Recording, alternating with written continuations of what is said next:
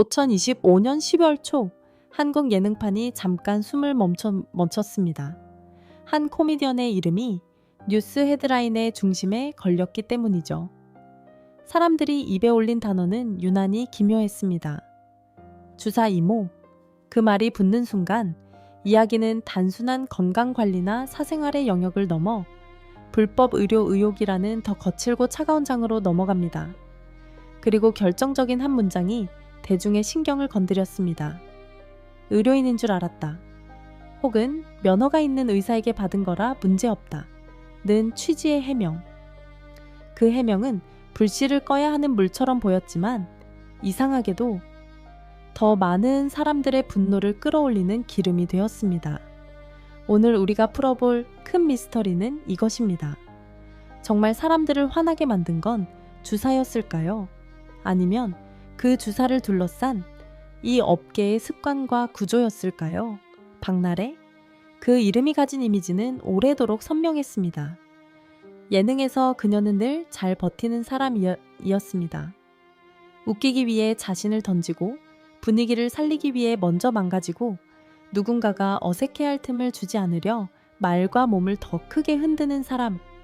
그런 사람에게 대중은 종종 묘한 의존을 합니다. 저 사람은 늘 괜찮을 거야 라고 믿는 거죠. 하지만 늘 괜찮아야 하는 사람일수록 몸은 먼저 무너집니다.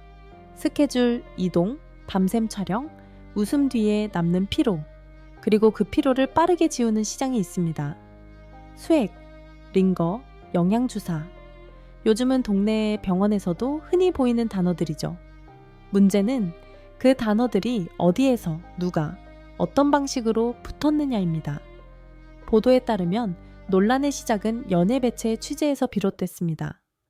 박나래가 주사 이모로 불린다는 지인에게서 병원이 아닌 장소에서 수액을 맞았다는 의혹이 제기됐다는 내용이었죠. 사람들이 상상한 장면은 이렇습니다.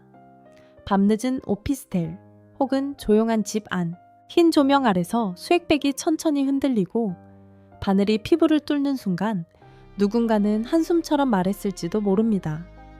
오늘만 좀 버티게 해줘. 이 장면이 정말로 있었는지, 어떤 방식으로 이뤄졌는지 그 모든 사실관계는 수사와 확인의 영역입니다. 하지만 의혹만으로도 충분히 폭발하는 이유가 있습니다. 의료는 한국 사회에서 가장 엄격하게 자격과 장소가 규정되는 영역이기 때문입니다. 그리고 그때부터 뉴스는 더 구체적인 단어들을 던지기 시작합니다. 무면허, 불법 시술, 대리 처방, 향정신성 의약품. 단어 하나하나가 대중의 신뢰를 깎아먹는 칼날이었습니다. 여기서 소속사 혹은 관련 측의 대응이 등장합니다. 해명의 골자는 비교적 단순합니다. 박나래는 면허가 있는 의사에게 영양 수액을 맞았다. 불법이 아니다. 그리고 대중이 가장 강하게 기억한 문장, 의료인인 줄 알았다. 에 가까운 뉘앙스가 이어집니다. 그런데 이상하죠. 해명이 나왔는데 왜 사람들은 더 화가 났을까요? 여기서부터 이 사건은 사실관계만으로 설명되지 않습니다. 사람들이 분노한 지점은 어떤 경우엔 증거보다 더 감정적이고 구조적입니다. 대중이 들은 건 이런 메시지였기 때문입니다. 나는 바빴다. 나는 힘들었다. 그래서 누군가가 알아서 해줬다. 그 말이 사실이든 아니든 사람들은 그 안에서 특권을 봅니다. 바쁜 사람은 병원에 갈 시간이 없으니 누군가가 와준다. 유명한 사람은 대기실이 아니라 집에서 처치를 받는다. 그리고 그 과정은 관리라는 말로 포장된다. 그 관리가 보호였는지, 통제였는지, 그 관리가 편의였는지, 불법의 회색지대였는지. 대중은 지금 그 경계를 묻고 있습니다. 논란은 여기서 멈추지 않습니다. 연예계에서 어떤 사건이든 한번 불이 붙으면 주변 사람들의 이름이 함께 타기 시작하니까요. 일부 해외 및 국내 보도에서는 주사 이모로 불린 인물과 연예인들의 연결고리 같은 이야기들이 빠르게 확산됐고 특정 아이돌 멤버들에게 관련이 있느냐는 질문이 쏟아졌습니다. 그들이 실제로 사건에 연루되었는지 여부와 별개로 대중은 침묵 자체를 또 하나의 의심으로 읽습니다. 이게 바로 여론재판의 방식입니다. 증거가 부족할수록 사람들은 표정과 반응을 증거처럼 소비합니다. 왜 바로 말하지 않지? 왜 선을 긋지 않지? 그 질문이 사실을 향하는지, 누군가를 향한 분노를 찾는지, 경계는 쉽게 흐려집니다. 그리고 이 사건을 더 복잡하게 만든 건 같은 시기에 불거진 다른 갈등들이었습니다. 전 매니저의 주장, 추가 폭로, 노동 조건을 둘러싼 말들, 언론은 서로 다른 사건들을 한 인물의 이름 아래 엮어버립니다. 대중에게는 이런 그림으로 보이기 시작하죠. 뭔가 계속 나온다. 이때부터는 사실 하나를 해명해도 다른 의혹이 꼬리를 물고 따라옵니다. 불이 난 집에 물을 붓는데 옆방에서 또 불꽃이 치솟는 것처럼요. 여기서 우리가 잠깐 멈춰서 봐야 할 게 있습니다. 법이 이 사건을 어떻게 바라보는지 말이죠. 복지부 관련 언급이나 법률 전문가들의 해설 기사에서는 무면허 의료 행위가 문제되는 것은 물론이고 경우에 따라 받은 사람 역시 의료법 위반 소지가 언급되기도 합니다. 이 지점이 대중에게는 더 냉정하게 들립니다. 난 몰랐다는 말이 법의 언어로는 항상 무죄를 의미하지 않기 때문입니다. 특히 의료처럼 자격과 절차가 강하게 규정된 영역에서는 알지 못했다가 오히려 확인하지 않았다로 읽힐 수 있습니다. 그래서 해명은 역설적으로 부메랑이 됩니다. 의료인인 줄 알았다. 그 말은 확인하지 않았다로 바뀌어 들릴 수 있으니까요. 이쯤에서 우리의 모티프를 다시 꺼내보죠. 흰 조명, 수액백, 그리고 도장이 찍힌 종이. 사람들은 도장을 믿습니다. 명함을 믿고, 면허를 믿고, 하얀 가운을 믿습니다. 그런데 이 사건에서 대중이 느낀 공포는 그 믿음이 너무 쉽게 연출될 수 있다는 데서 옵니다. 만약 누군가가 가운을 걸치고 전문 용어를 쓰고 익숙한 손놀림으로 바늘을 준비한다면 우리는 얼마나 쉽게 안심해버릴까요? 그리고 그 안심이 어느 날 헤드라인 한 줄로 무너진다면 그때 남는 감정은 단순한 분노가 아닙니다. 배신감입니다. 나도 속을 수 있었겠다. 나는 자기 자신에 대한 불신까지 따라옵니다. 그리고 방송은 늘 가장 빠르게 리스크 관리에 들어갑니다. 관련 장면이 편집되거나 클립이 비공개로 전환됐다는 보도도 나왔습니다.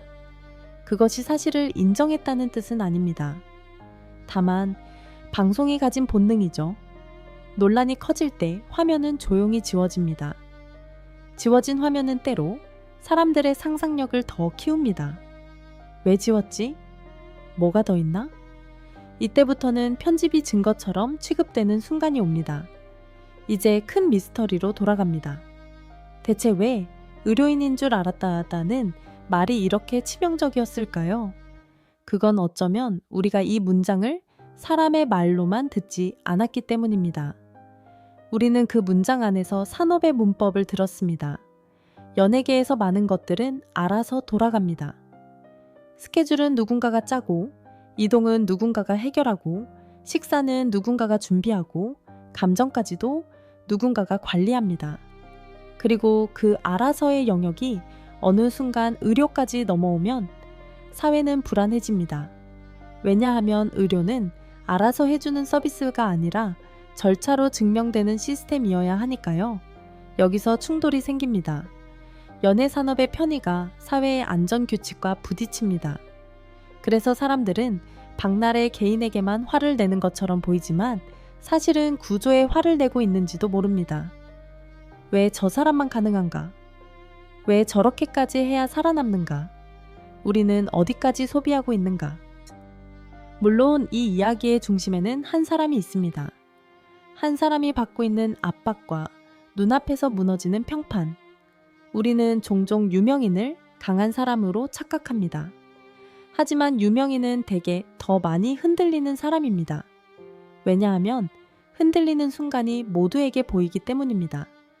당사자가 어떤 상태였는지, 어떤 선택을 했는지, 얼마나 정확히 알고 있었는지, 그 사실은 아직 정리 중입니다. 그러나 대중의 감정은 늘 사실보다 먼저 달립니다. 그리고 그 감정이 폭주할 때 가장 손쉬운 방식은 도덕으로 재단하는 겁니다. 나쁜 사람, 뻔뻔한 사람. 하지만 그 단어들은 사건을 해결하지 못합니다. 우리가 정말 알고 싶은 건 그보다 복잡한 질문이니까요. 왜 이런 서비스가 존재했는지, 왜 누군가는 그 서비스를 필요로 했는지, 왜 그 필요가 불법의 경계와 맞닿아 있었는지. 말년의 파트, 그러니까 사건의 끝으로 가는 길은 언제나 비슷합니다. 첫째, 입장은 더 단단해집니다. 우리는 문제가 없다 혹은 확인 중이다. 둘째, 주변은 조용해집니다. 함께하던 사람들은 거리두기를 하고, 브랜드는 계산을 하고, 제작진은 편집을 합니다. 셋째, 마지막으로 남는 건 문장입니다. 사람은 복잡하지만 대중은 한 문장으로 사람을 기억합니다. 그 문장이 의료인인 줄 알았다라면 그 문장은 앞으로도 오래 따라다닐 겁니다. 그리고 아마도 누군가는 이렇게 중얼거릴지도 모릅니다. 그때 내가 조금만 더 물어봤더라면, 그때 내가 조금만 더 확인했더라면. 하지만 인생에서 가장 잔인한 건 결과가 나온 뒤에야 질문이 떠오른다는 겁니다. 그때는 이미 늦어버리죠. 이제 마지막 장면을 떠올려 봅니다. 흰 조명 아래에서 흔들리던 수액백, 가운처럼 보였던 옷자락, 그리고 서류 위에 찍히는 도장 소리. 그 도장은 한 사람의 무죄를 보장해주지 않습니다. 그 도장은 한 산업의 편의를 합법으로 바꿔주지 않습니다. 다만 우리는 그 도장에 너무 쉽게 기대고 너무 늦게 의심합니다. 박나래의 이번 논란이 어떤 결론으로 정리될지는 더 지켜봐야 합니다. 하지만 하나는 분명합니다. 이 사건이 우리에게 던진 질문은 주사보다 더 깊은 곳에 있다는 것. 당신은 한 번이라도 생각해 본 적이 있나요? 우리가 누군가의 웃음을 소비할 때 그 사람이 버티기 위해 무엇을 알아서 받아야 했는지, 그 웃음이 돌아오는 길목에 회색 지대가 놓여 있었다면 그때 우리는 누구를 탓해야 할까요? 한 사람의 선택일까요? 아니면 그 선택이 자연스럽게 보이도록 만들어진 시스템일까요? 수액백은 결국 비워지고, 조명은 꺼지고, 뉴스는 다음 이슈로 넘어갑니다. 하지만 이름은 남습니다. 그 이름이 다시 무대 위에서 예능 속 웃음으로 불리게 될 때 우리는 오늘의 이 질문을 조금은 더 조심스럽게 기억해야 합니다. 나는 정말 확인했는가? 나는 편의를 안전으로 착각하지 않았는가? 그리고 무엇보다 나는 한 사람의 삶을 너무 가볍게 소비하고 있지 않은가?